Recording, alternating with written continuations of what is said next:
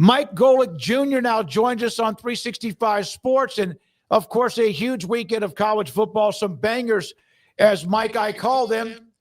Thanks for your time. Which of the wins, in your opinion, was the most impressive? I would probably go with LSU's win just because of the way in which it came on the road, and the unit that stepped up the most that I think impressed the most people was the LSU defense. And you look at the first few years of Brian Kelly's tenure there, and it was often that unit that was letting them down. So for Blake Baker and the players that they brought over in the transfer portal to, I think, all show up as strong as they did against an opponent in Clemson who had plenty of continuity they brought back on offense from the offensive line standpoint, young wide receivers that came on for them last year, and Cade Klubnik at quarterback.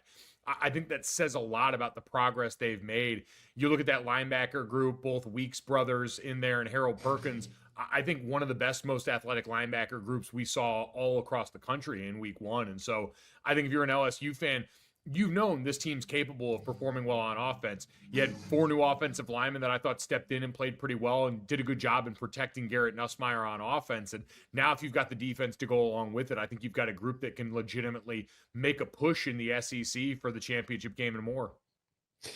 Mike, what did you think of Florida State and Alabama?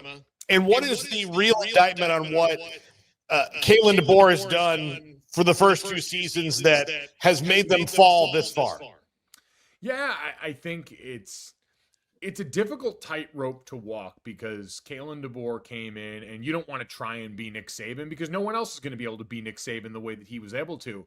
And so you want to come in with your own identity. Kalen DeBoer has been a successful coach and head coach across multiple levels of college football. Most recently, we saw at Washington. So I figured he's got a blueprint that he knows how to follow for his style and what gets the best results.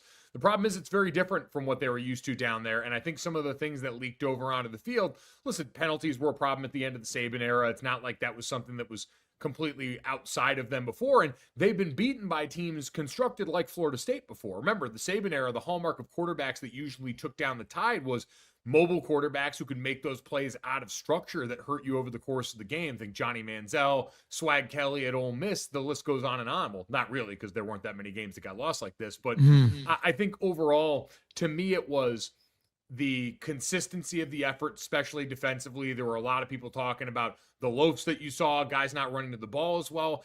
And then for me, the unit I always associated with Alabama on defense under Saban was certainly the secondary, the middle of that defense, and the linebacking room. When I played Nick Saban's coach team in the 2012 BCS title game, CJ Mosley was the middle linebacker, and he was prepared for everything we threw at him. He had an answer for every question we were trying to pose on offense. And this time around, Gus Malzahn had these guys' heads spinning in the middle of that defense. Thomas Castellanos and that running back core were getting everything they wanted out of that rushing attack. And so I thought both of those areas were just sort of emblematic of this team in terms of the standard that had been set around that program is falling short of that in terms of an effort and execution standpoint right now. So, Mike, you have a Notre Dame background, obviously, but also a podcast, and I saw that you just dropped your kind of reaction to the Miami game here in the last few hours, so folks can go check that out, the Echoes podcast. You pinned it, and you said, sad with a dash of hope. So I don't want to spoil the episode because I know people can go explore that further, but can you give us just a little taste of what you thought about what happened the other night, the good, the bad, and the otherwise? Yeah, I think my co-host Jessica Smetana kind of summed it up best. If you just told Notre Dame fans, hey, you went on the road to Miami in a hostile environment against a team that looks like a legit contender in the ACC, and you lost by a field goal with a drive at the end where you had the chance to win it, and your offensive line dominated and your defense looked great, but your young quarterback just did young quarterback things, I think Notre Dame fans probably would have been able to live with that. His first start. And this was a guy that, in my mind, actually went out there and held up his end of the bargain pretty well, looked comfortable, played with great poise and moxie, and stepped up to make some plays outside of the structure of the normal offense. The issues were, hey, defensively, new coordinator Chris Ash replaces Al Golden, who's in Cincinnati now. that group got blown off the ball a little bit. We couldn't get pressure with the 4-man rush in the way that Marcus Freeman and the staff had emphasized in fall camp. Only 1 sack, 2 TFLs for a unit that was one of the best in creating havoc plays, passes broken up, tackles for loss last college football season. Yeah, that on one side. And the other side, the Notre Dame offensive line got pushed around in some critical moments. That was a group that was, green last year, 6 starts going into the Texas A&M game, but came back as 2 captains on that offensive line. And when push came to shove in that final drive and you thought they had a chance, Ruben Bay and Akeem Mesidor were meeting at the quarterback. It was a party in the Notre Dame backfield. And so I think those things that were so central to the identity and where Notre Dame had guys coming back that they thought they could count on, for that to be the area where it looked like things broke down, I think was where the concern was. The hope is that, hey, your quarterback looked apart. Like on the weekend when we saw a lot of young quarterbacks, man, CJ looked like he has that stuff about him. He has that in his neck, if you know what I mean. He's kind of like, there was a couple of just panic modes with the intentional grounding. That's just the fighter in him. I really, Mike, I enjoyed watching him play, and I liked the way it seemed like he was going to let every drop of blood out of his body before he lost the game. It was, and I can tell you, 2012 when I played our best season during my time in South Bend, we had a redshirt freshman quarterback named Everett Golston, who was our starter going into the week 1 that year. And I always tell people, we had a veteran offensive line, so we wanted it on us. I'm sure similar to the way these guys wanted it. You've got a talented running back, but there is still something about having a quarterback who can bring that calming effect to everyone on the sideline. And Everett always had that steely look in his eye. He never looked bothered by what had happened. And so allowed the rest of us to relax because we didn't have to worry about babysitting our young quarterback. And for this Notre Dame team, it seems that same way. CJ was the first person to go over to Malachi Fields, the transfer wide receiver from Virginia, when he dropped that ball that became the fumble and one of the turnovers for the night on Notre Dame. He seems to have that natural leadership inclination. And Notre Dame had a clear objective going into this game in my mind. They looked like they wanted to get CJ comfortable early, gave him a bunch of RPOs and easy access throws to try and get him acclimated. And while we would have, I think, collectively as a fan base, liked to see more handed off to Jeremiah Love, their great running back, I do think these reps are going to pay dividends for Notre Dame because now CJ got through a fire hose through that first game. He saw some of the best in the country of guys coming at him in the backfield, guys going up against him on the other side of the ball, and came out and looked comfortable. The moment didn't look too big. And so I think that combined with a bye week in between week 1 and week 2, where we usually see the biggest jump for players, it has a chance for him to take a really nice step for the rest of this season. Mike, obviously the Arch Manning era is over, and we should just give up because they lost a game by a touchdown in a place that nobody wins. So moving on, what does he do with the rest of his life? Yeah, listen, I'm sure the Manning name could probably take you far in insurance sales or something like that if he wants to go back down to Louisiana or maybe a car dealership or something like that. But no, you know what? It is funny. Obviously, we as the collective media, college football fan base, put the bar in a place he was never going to reach. But I think even relative to some of the rest of the standard, it was still different than we expected. It looked like a guy, to borrow the baseball term, that was gripping the bat a little bit too tight.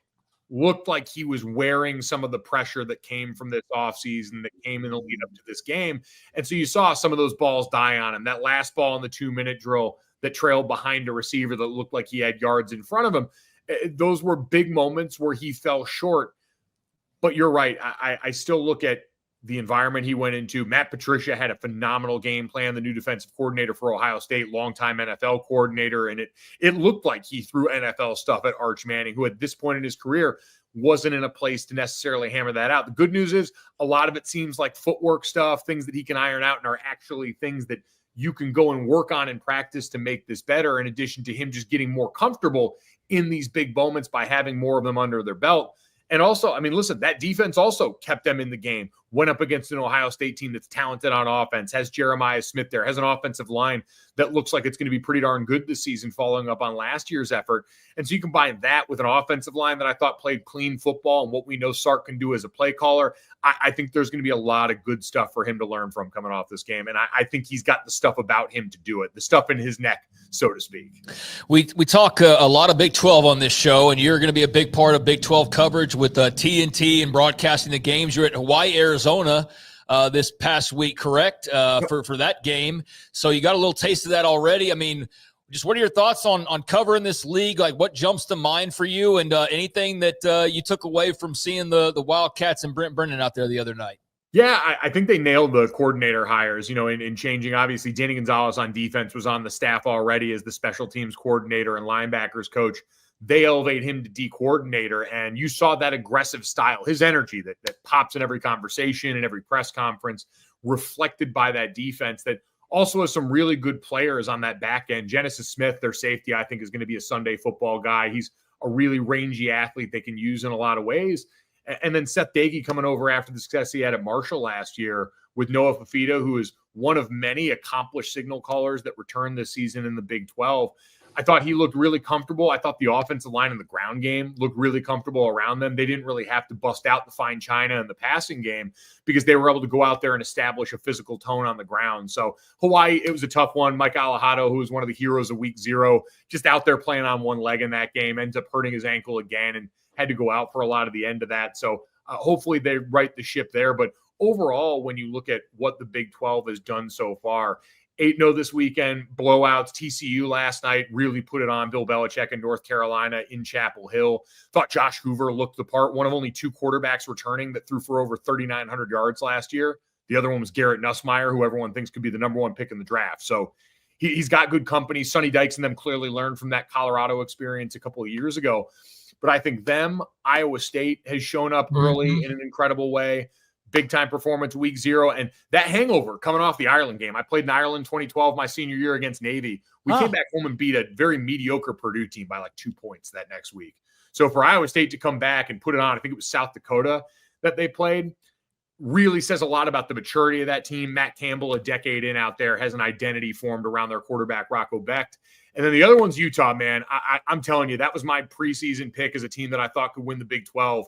And the first look at Devin Dampier in that offense with 2 great offensive tackles flanking him and a defense that's as fast and aggressive as ever, they went out there and took it to UCLA, and I think set the tone that we're going to see all season long for that team. Yeah, I do think that. And we had Steve Berline on, Mike, last week because of the Notre Dame game and wanted to talk about C.J. Carr. What was it like to wear the Notre Dame? Your dad played there, but what was it like to wear that uniform? It was incredible. Before I was a Notre Dame player, I grew up a fan. My dad went there. My mom was at St. Mary's. Her and my dad met at college there. His brothers played there. Like, it was all I ever wanted to do as a kid growing up. And so to get to live that experience, to get to do it with my younger brother, who was a tight end on the team a year behind me, and to then, have the ride that we did all the way to playing for a national championship and having that opportunity to give something back to a place that's given me so many of the good things about my life. Every chance I get, whether it's, recruits, young guys on campus, I tell them every Saturday you get a chance to run out of that tunnel with a gold helmet on, look around, take it in, make sure you cherish it, because there is nothing the rest of your life that is going to feel the way that did. There is no high that you're going to find that will encroach on what you experience, getting a chance to go out and put it on and put your hand in the pile for Our Lady in front of 82,000 plus fans. It's an experience that I'm so grateful for and has informed so much of, who I am as a person, an adult, an employee now, and in so many ways. I have to ask you this question because it's very important to me as a person who cares about trivial things. Power rank the Notre Dame celebrity fans: Regis, Bon Jovi, Vince Vaughn, Dean Norris, and I'm leaving somebody up, Martin Sheen. Oh, all right. The mountaintop for me is going to be Vince Vaughn. Like, he was one that I saw that I have a ton of respect for, for Regis Philbin, obviously.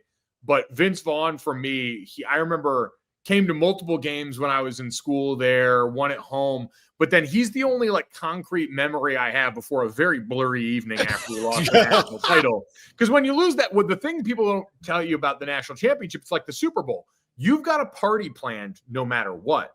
Which means they had a whole area, they had beers on ice, and so someone had to drink them. And that someone was me and the rest of my teammates. They were sad beers and not happy beers, but they were beers nonetheless. Yeah. And so before that happened, I remember getting back to the hotel in Miami, and I'm in the lobby with my parents. I'm sore, I'm bummed out. We're still I got to start processing that game in the second quarter because we were getting our what's whoop. But I'm sitting in the lobby, and all of a sudden I feel a pat on the ass, and I hear a, hey, hell of a season, man. Great job. And walking away, and I like focus back in for a second. I look at my parents. I go, oh, that was Vince Vaughn. That's pretty cool. So in the midst of all that, it still registered in that way. When I was in college, we were fresh off of that golden era of comedy for, him at the helm with Will Ferrell and Luke Wilson and Owen Wilson and the rest of those guys. So that one meant a lot to me. No disrespect to Regis and the rest of the list, but Vince Vaughn's number one for me. Thank you, Mike. Appreciate the time and the knowledge, buddy. Good to see you. Thanks for having me, guys. Appreciate it. Mike Golic Jr. again.